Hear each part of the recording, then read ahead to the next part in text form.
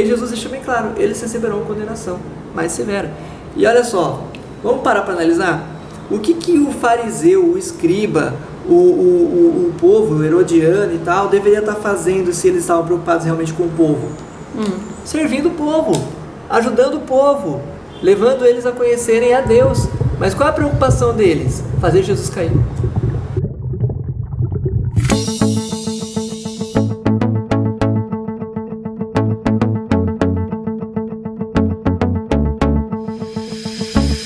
Fala, galera! E aí, pessoal? Tudo bem? Aqui quem fala é Karl Heinz. Fabiola Gonçalves. E esse é o Tamo Junto Cast, seu podcast de imersão na Palavra de Deus. É isso aí, olha só. Eu demorei para entrar aqui porque tinha um convidado especial em cima aqui do meu assento. Eu vou postar lá no Instagram para vocês verem nosso convidado. Tem um gatinho aqui chamado Fubá. E aí ele tá em cima das nossas bíblias, da lição, de tudo Tá que a estudando, gente dizendo ele.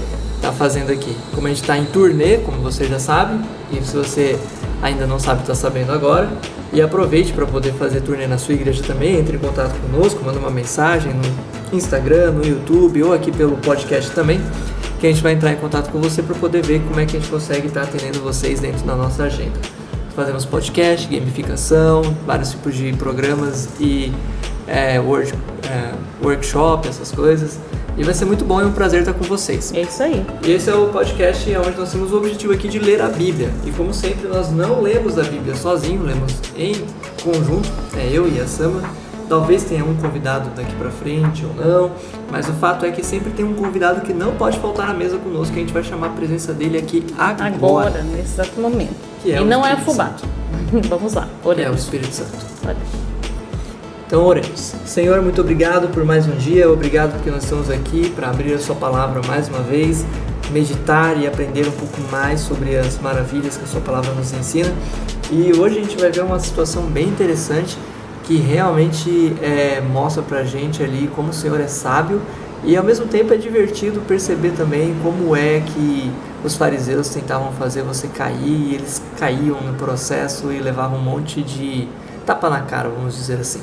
Esteja conosco na leitura da sua palavra e seja quem vai ouvir esse podcast agora, no futuro, quem está ouvindo em casa, no seu trabalho, seja onde for, qual for o ambiente, que o seu Espírito esteja conosco. Nos ilumine na compreensão da sua palavra. É o que eu te peço e agradeço em nome de Jesus. Tamo junto. Amém. Amém. Bem, galera, então pega a sua Bíblia aí e já vai abrindo ela para que você possa acompanhar conosco hoje o texto que a gente vai estar trabalhando. É um livro só, é Marcos, capítulo 12. Abre ali em Marcos, capítulo 12. Já está aberto. O verso 13. A gente vai pegar alguns pontos aqui, porque como foi falado já mesmo aqui na oração, a gente hoje vai ver algumas tretas dos fariseus com Jesus. E, mano, muita é coisa muito rolando. da hora ver as respostas de Jesus pros caras, mano. É muito louco. É muito louco, porque a gente tem aqui como eu posso dizer, tem um cenário sendo construído aqui, que os fariseus, depois que Lázaro ressuscitou, né, eles se reuniram ali, junto com os mestres, os escribas, os fariseus, os sacerdotes, os doutos ali, as pessoas que faziam parte daquela cúpula, e começaram a tramar planos para poder fazer Jesus ser pego pela palavra. Inclusive, se você acompanha o nosso canal no YouTube, você viu que a gente brincou com isso aí, fez um vídeo bem divertido. Com a galera top da onde mesmo? Daqui de Belém do Pará. Daqui de Belém do Pará, os nossos pioneiros do projeto dos bugs, que estiveram conosco aqui gravando. A gente está numa edição de aniversário aqui fazendo com eles, então vale a pena lá conferir. Mas a gente fez essa parada, essa brincadeira de pergunta e resposta, meio a lá show do milhão, para saber se Jesus tinha conhecimento ou não. Vale a pena você ir lá acompanhar o vídeo, tá bem interessante, bem engraçado. Mas é justamente esse o cenário. Os fariseus confabularam para poder pegar Jesus ali na sua palavra. Eles queriam que Jesus dissesse alguma coisa para que eles pudessem incriminar ele. E é isso que a gente vai ler aqui, com esse pensamento. Então, vem com a gente, chega junto. Já deu tempo de você pegar a tua Bíblia. Marcos, capítulo 12, o verso 13 em diante. Vai lá. Vamos lá. 12:13 em diante. Mais tarde enviaram a Jesus alguns dos fariseus e herodianos para o apanharem em alguma coisa que ele dissesse. Viu? O próprio texto aqui já deixa claro. Ah, Cal, você está inventando essa história. Nada. Não, o texto diz pra gente o que a gente precisa saber. O complô contra Jesus... complô? Ah, tá certo, falei certo. Ó. Complô contra Jesus começou. E Mais alguns tarde, fariseus e herodianos foram lá. A galera tava se unindo. Tá Ó, vendo? fariseu e herodiano não se dava muito bem, não. Não se dava, não. Mas eles se já viu? uniram com esse propósito. Mas porque tinha aquele famoso ditado clichê, o inimigo do meu inimigo se torna o meu amigo. É verdade? É verdade. Eu falei certo? O ditado? O inimigo do meu amigo. Não, o meu inimigo. O inimigo do meu inimigo se torna meu amigo. É exatamente isso. Isso mesmo. Tá vendo? E eu acho que você falou certo, eu só não soube falar de novo. Pronto, então eu falei certo. Então olha só, os fariseus e os herodianos estavam se não se davam bem, estavam ali para apanharem. Eles tinham crenças diferentes, tá bom? Não só crenças, né? Porque costume também. Costumes também. Mas enfim, estavam unidos por um propósito que era aprender Jesus. Eles se aproximaram dele e disseram: Mestre, sabemos que és íntegro e que não te deixes influenciar por ninguém, porque não te prendes à aparência dos homens, mas ensinas os caminhos de Deus conforme a verdade. Cara, mano, os caras são É certo pagar imposto a César ou não? Não, presta atenção na sutileza da mensagem. Primeiro... Mestre, sabemos que és íntegro. Os caras já estão ali, tipo... trabalhando, olha, a gente sabe que você é uma pessoa íntegra e tal. Você é mestre, né? Óbvio. Nessas horas eles falaram que Jesus era mestre, porque eles não reconheciam. Exato, óbvio que Jesus é mestre, óbvio que Jesus é íntegro, mas aqui está tendo sarcasmo. Que, aliás, é uma coisa que eu tenho um pouco de dificuldade de perceber às vezes. Aqui eles queriam... deixamos... umas suspeitas aí, enfim... É outro momento aí. Mas eles chegam com esse sarcasmo, né? Mestre, olha aí, respeito. Sabemos que é íntegro, trazendo Jesus ali, enaltecendo ele, né? Que não deixa se influenciar por ninguém. Os caras ali estão montando uma armadilha, né? Que você é uma pessoa, como é que fala? Imparcial. Né? Olha, rasgando seda para Jesus na cara dura. Não que Jesus não seja. Mas ele realmente é imparcial. Sim, mas ali eles estão usando por um objetivo que eles queriam colocar Jesus em uma encurralada. Aqui o que a gente tem que entender contém ironia. Contém ironia, exatamente. Beleza. Eles estavam ali não para reafirmar aquilo que Jesus era. Estava ali só sendo irônico e sarcástico. Porque não te prendes à aparência dos homens. Olha, louvável na atitude deles. A aparência dos homens, você não fica preocupado com as aparências, né? E é muito engraçado um fariseu falar isso, mano. Porque os fariseus estavam preocupados com a aparência, né? Sim. Eles não eram íntegros, muitos deles. Os herodianos também não. Então, assim, é muito interessante eles jogarem essas características para Jesus, né? Os fariseus e herodianos, os dois tinham esse ponto em comum. Beleza, mas é muito legal como eles chegam, né? Porque não te prendes à aparência dos homens, mas ensina o caminho de Deus conforme a verdade. Nossa, exaltando, colocando a bola de Jesus lá em cima. Olha só, você ensina o caminho de acordo com a verdade. Enchendo a bola de Jesus, cara, exaltando. Um gentleman chegando aqui com a resposta, com a pergunta. Exaltando. Aí ele joga a armadilha. É certo pagar imposto a César ou não? Devemos pagar ou não? Mas Jesus, percebendo a hipocrisia deles, perguntou... Cara, é muito bom isso. Jesus percebendo a hipocrisia, ou seja, o texto já está dizendo, eles estão atuando claramente aqui. Aí Jesus chega e fala, interessante. É o cara chegando e Jesus, sei. Minta mais. Vamos lá. Olha só. Perguntando. Aí Jesus, então tá bom. Por que vocês estão me pondo à prova? Traga-me um denário para que eu veja. Ele já chegou com 2 palitos já. Tá bom. Com Jesus não tem conversa. Não tem. Jesus poderia chegar e falar assim, fariseu, eu sei que vocês são sábios. Eu sei que vocês estudam a lei. Eu sei que chegou... vocês representam o povo, que vocês são de um grau importante. Ele já jogou na lata. Sim, vocês são... Tá, beleza. Qual que é a treta aí? Por que vocês estão... Me colocando à prova. O que vocês ganham com isso? Em outra palavra era isso. O que vocês ganham com isso? Mas tá bom. Então ganhou um denário. Vou responder. Traz um drenário. Um drenário. Um drenário. Um drenário. A moeda que é drenada. Um denário era uma moeda de prata equivalente à diária de um trabalhador braçal. Sim. Traz um denário pra mim aí. Hoje eu nem sei quantos que em média custam. E eles trouxeram a moeda. E ele perguntou então, de quem é esta imagem que está na inscrição? Porque como até hoje, né? Você tem uma moeda ou uma cédula, ela vem com uma gravura, um rosto, certo? Vem com alguma ilustração ali. Naquela época, a gravura que vinha era do governante da época. Sim. E eles dizem, de César. Responderam eles. Então Jesus disse, dê a César o que é de César e a Deus o que é de Deus. E eles ficaram admirados com ele. Jesus, terminou de falar isso e veio Thunder Forward! Desceu o óculos ali e tal. Enfim.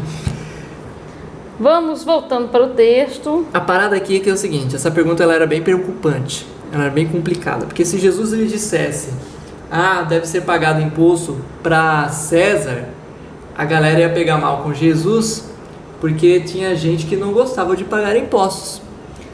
Inclusive, no meio dos discípulos de Jesus, tinha um cara lá que era cobrador de imposto, e ele foi perdoado, passou a seguir Jesus.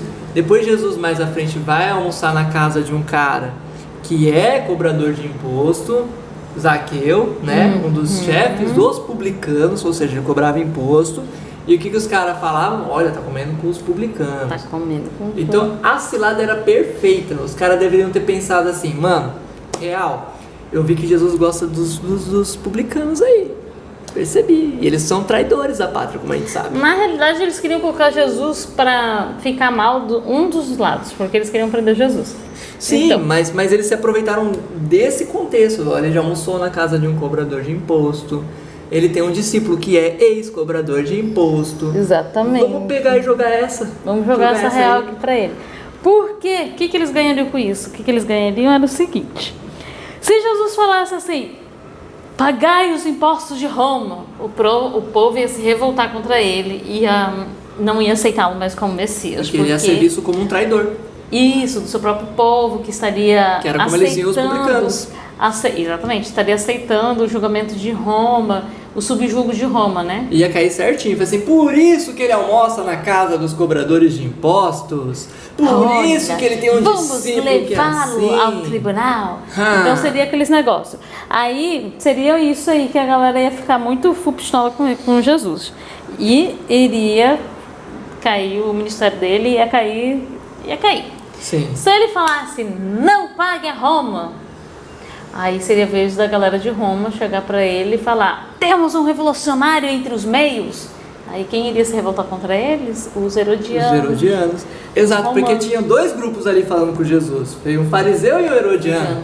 Então eles confabularam, assim, olha, ele pode cair pela tua lei, ser visto como traidor. Mas ele pode cair na minha. Na qual ele cair, nós facilitamos a condenação. Prende ele. Plano perfeito! Não vai falhar. De qualquer forma ele seria condenado, porque um iria apoiar a lei do outro, ia mexer os pauzinhos para que isso fosse. Eles estavam juntos, né? Claro, estavam tudo muito ali feliz e saltitante porque iriam prender Jesus. Aí Jesus me solta essa.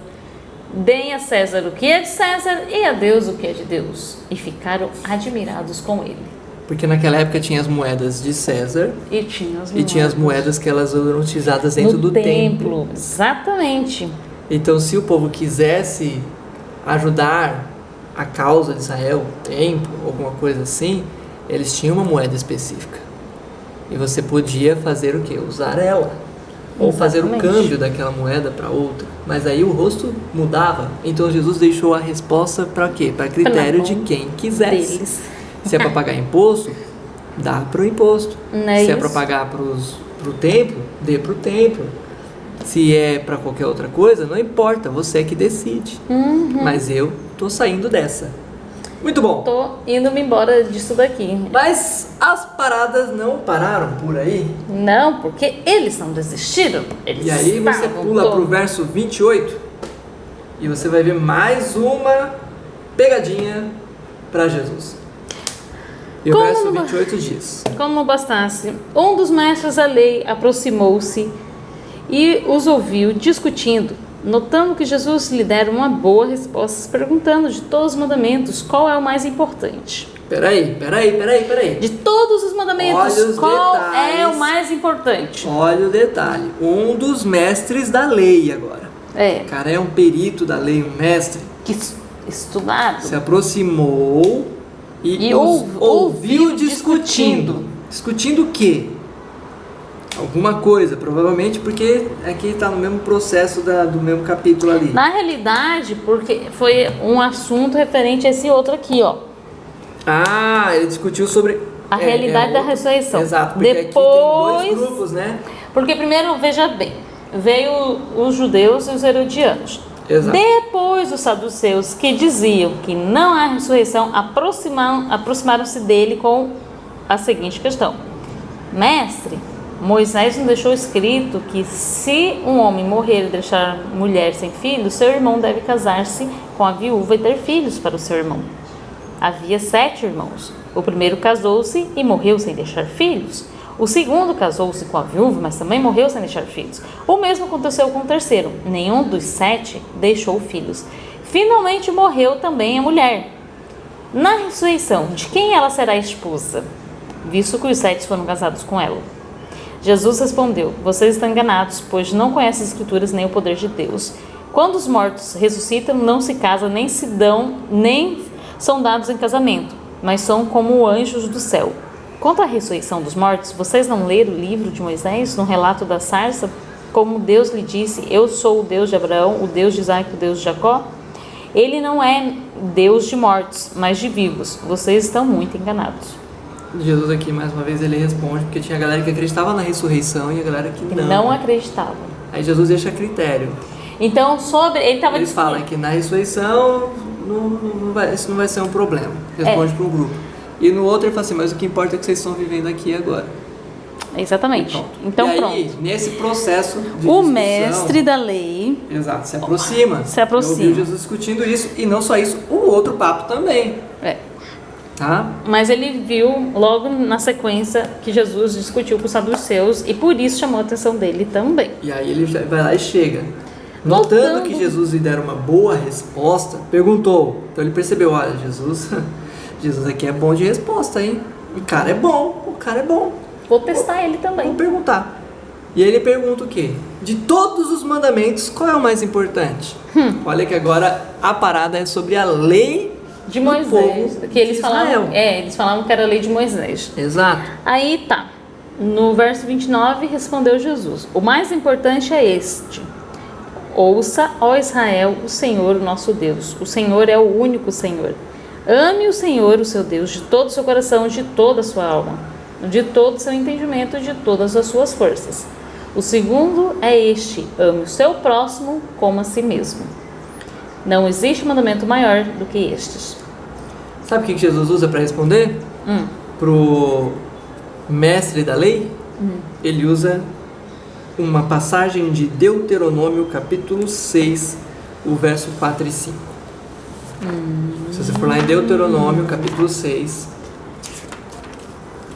então ele usa a própria Bíblia, a própria palavra para responder. É sobre mandamento, então vamos falar do que Moisés falou.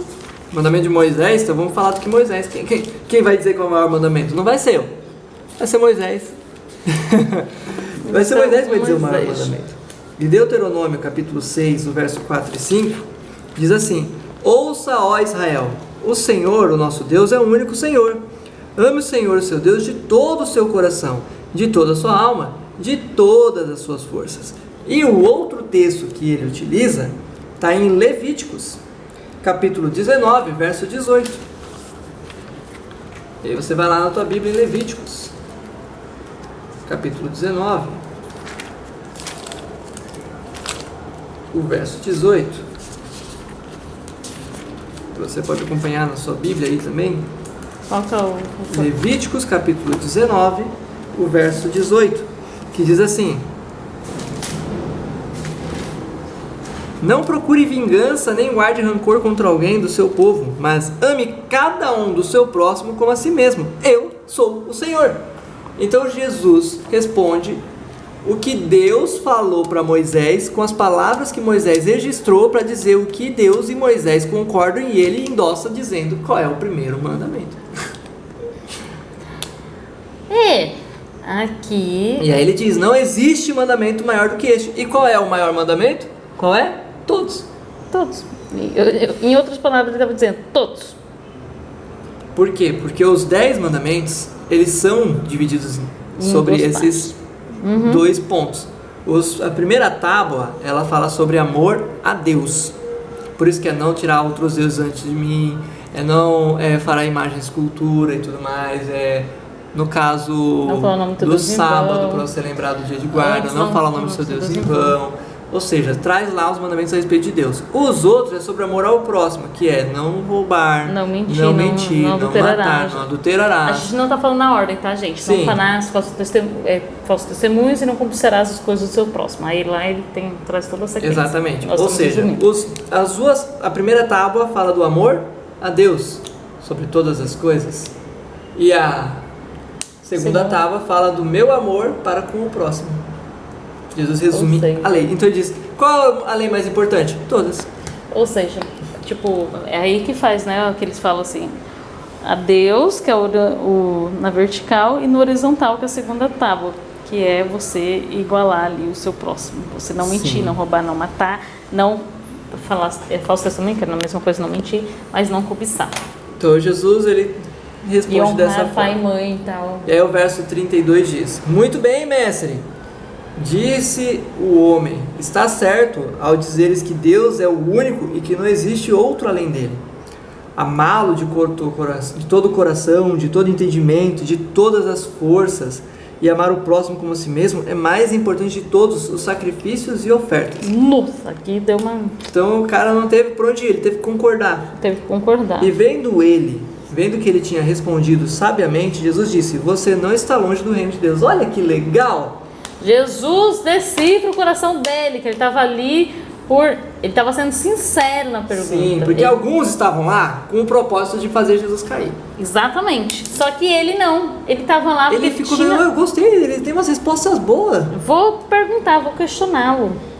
Assim, o cara queria trocar conhecimento com Jesus, então eu achei assim a atitude dele bem... Não, e foi legal. Ele chegou e falou, mas como será que é o maior mandamento de todos? Né? Vamos chegar e se aproximar dele aqui e aprender. É legal, porque a gente fala muito mal dos fariseus, dos saduceus, escribas, mestres da lei, mas a gente esquece de que na verdade não era 100% todo mundo que era errado nesse ponto. Tinha os gente boa e tinha os gente mal. Então era mais ou menos por aí.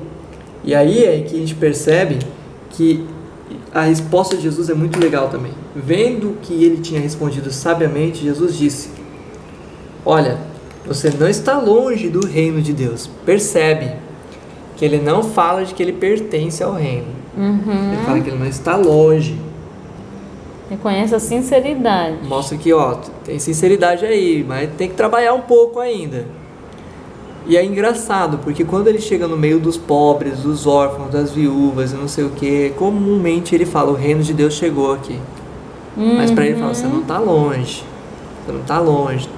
Continua, porque ele viu que apesar de tudo, ali tinha alguém que dava para trabalhar, dava para fazer alguma coisa. Ali teve empatia pelo cara. E aí o texto diz, aí por diante ninguém mais ousava fazer perguntas. Claro, né? Quem vai tentar? Quem vai tentar? E aí vem o verso 38 e 40, que diz assim, aí agora é a vez de Jesus, né? Ninguém vai fazer pergunta, então vamos lá. Aí diz assim, verso 38 e 40.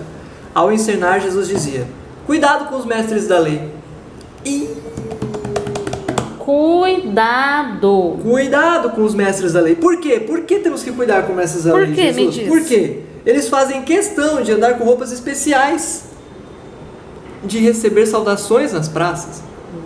Ou seja, fazem questão de se vestir bem e ter seus méritos. e receber essas doações nas praças. E de ocupar os lugares mais importantes na sinagoga. Ou seja, têm seus cargos e fazem questão de esfregar na cara de todo mundo. Eu aqui, eu cheguei, eu vinha brilhantar com a minha presença no seu evento. E os lugares de honra dos banquetes. Eles devoram as casas das viúvas e para disfarçar fazem longas orações. Aqui. Esses receberão condenação mais severa. Ou seja, além disso tudo que eles fazem, se fingindo de ser pessoas assim que, né, aceita toda a pompa. Honradas, né? Honradas, justas, né? Entre aspas. É. E eles, para manter tudo isso, eles devoram as casas das viúvas e para disfarçar fazem longas orações. Esses receberão condenação eterna, mais severa, condenação mais severa, que ele fala. Aqui então ele fala, eles fazem tudo isso, mas no final eles não estão nem aí para as viúvas. Eles têm a mão pesada para eles. Mas não te preocupa não, que o deles está reservado. É mais ou menos isso, Jesus mais uma vez falando que aqui não adianta você ter toda essa aparência, mas porque um dia quem vai prestar conta não vai ser para a sociedade, vai ser para Deus, e o deles estão guardados. E esse texto ele é pesado, porque para mim, quando eu leio esse texto, eu não posso ler ele sem entender quem é um mestre da lei hoje. Quem é mestre da lei hoje? Porque todo mestre da lei corre o risco de ter esse problema na sua vida. Olha só, todo aquele que é pregador da palavra, que está em cargos de prestígio, porque a própria população chamou eles para serem pastores, mestres, doutores e apóstolos, discípulos, como você quiser colocar, todos esses homens, nós temos que tomar cuidado. Ou nem precisa, né, ser teólogo para isso. Basta você conhecer bastante sobre e se achar melhor do que os outros. Sim, porque eu estudo profecia, porque eu faço isso, que eu fiz isso, que eu fiz aquilo, que eu tenho não sei quantos anos de profissão, numa carreira bem consolidada, sou muito estudioso, sou bem profissionalmente e ainda procuro estudar muito sobre as coisas de Deus. Não. Aqui é os que tem posição de honra elegida. E é por isso que eu digo, mais. Esse texto, para mim, ele é um texto forte por causa disso. Porque, explique-me mais, então. Mestre da lei. Quem são os mestres da lei de hoje? Você tem que ver. Eles são aqueles que são chamados para ir em lugares mais importantes nas sinagogas, ou seja, lugares mais importantes na sua igreja, os lugares de honra nos banquetes, nos almoços, nos junta-panela ou nos eventos. Eles estão lá acima, nos lugares mais importantes. A galera enfrenta a fila, chega primeiro, senta num lugar bom, chega no final, às vezes fica de pé. Eles não, eles têm cadeiras para sentar, eles têm um espaço VIP para estar.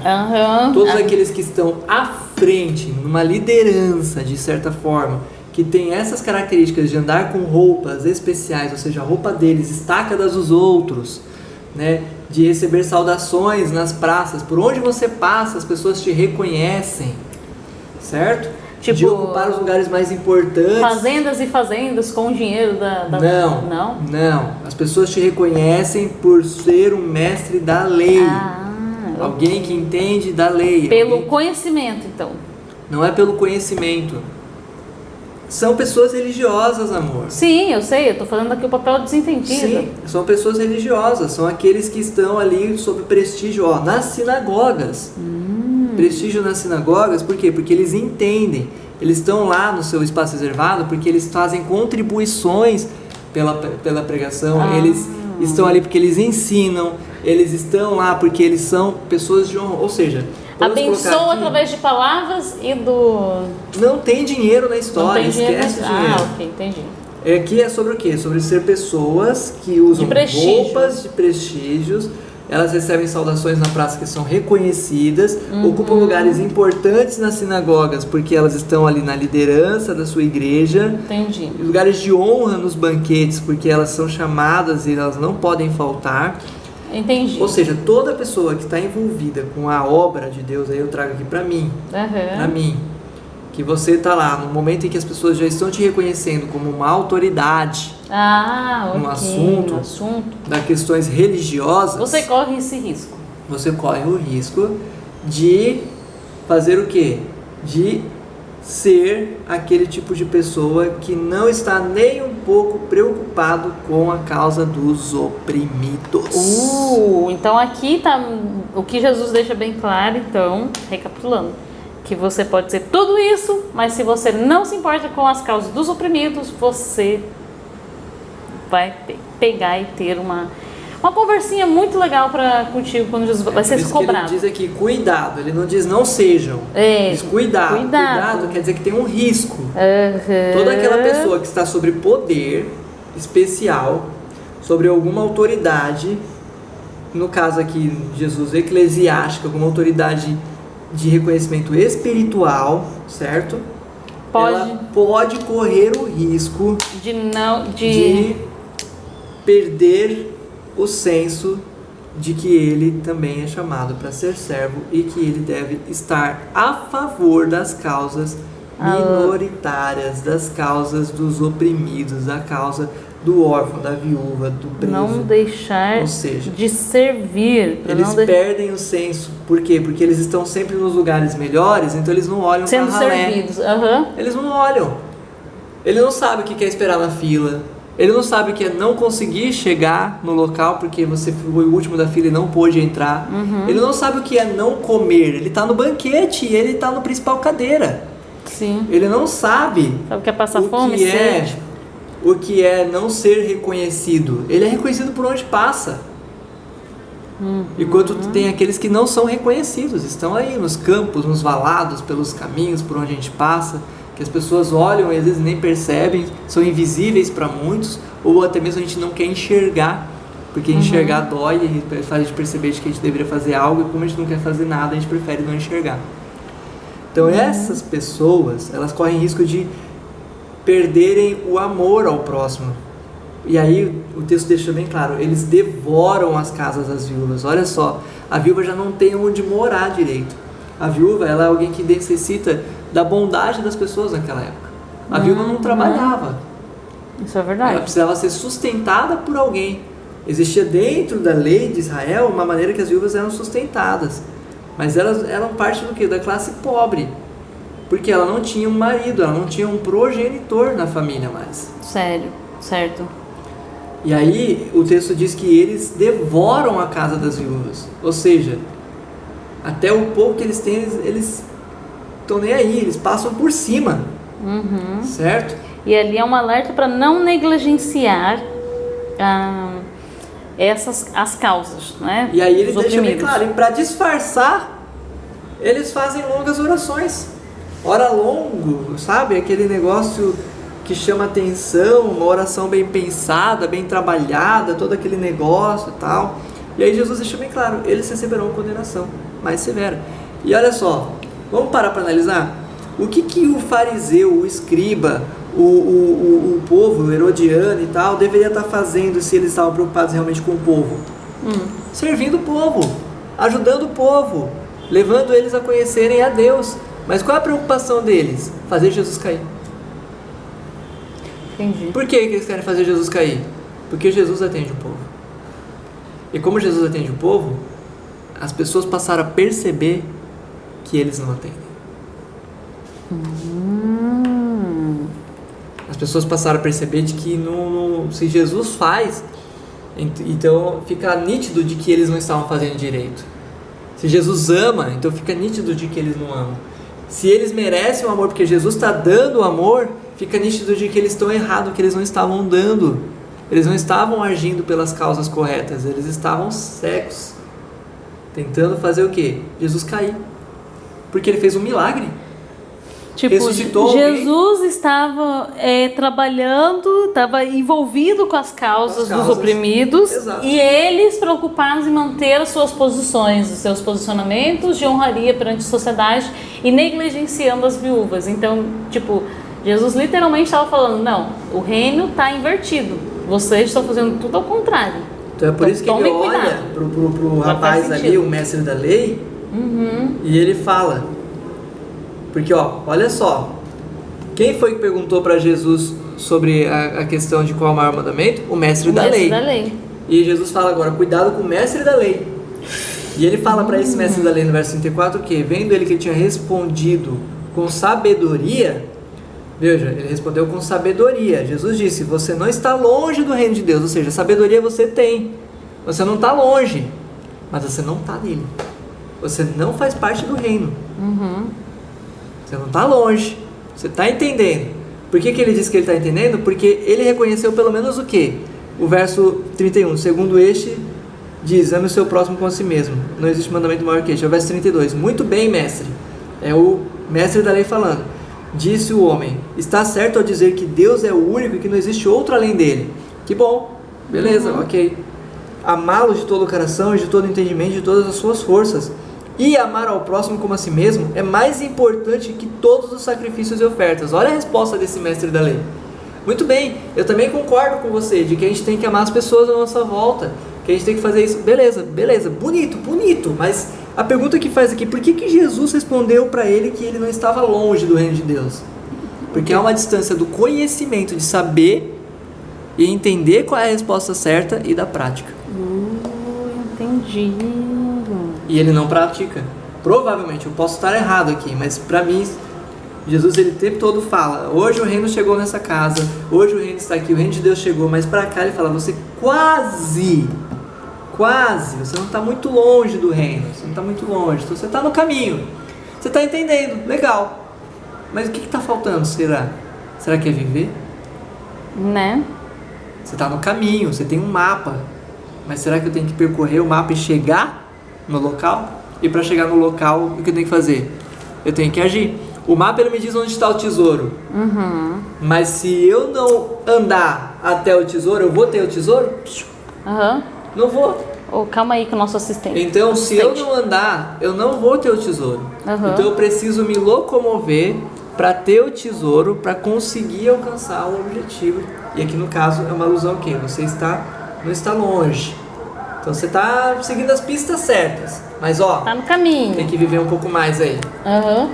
Claro que Jesus reconhece também de que ele teve sensibilidade, porque ele estava num caminho. Mas ele também alerta, cuidado, porque você pode se cegar no processo e não perceber o mais importante. Então é isso. E será que eu estou falando hoje com gente que conhece demais a Bíblia, sabe de cor, já leu a Bíblia toda, mas não vive nada? Pois. Eu sei, eu posso dizer para vocês sem medo algum, de que eu não conheço tanto a Bíblia como muitos conhecem. E que eu também vivo bem pouco. Eu quero viver mais. Cada dia temos que estar melhorando sobre. Exatamente. E você é convidado a viver mais também. Então, hoje, que você venha viver mais. Que a gente não venha ser aqueles que estão pondo Jesus à prova, mas que estão aprendendo a cada prova. Que a gente não venha ser aqueles que estão ali conhecendo e se maravilhando com tudo que a gente conhece, mas que ao ponto de que não está transformando a nossa vida para levar à ação, à atitude.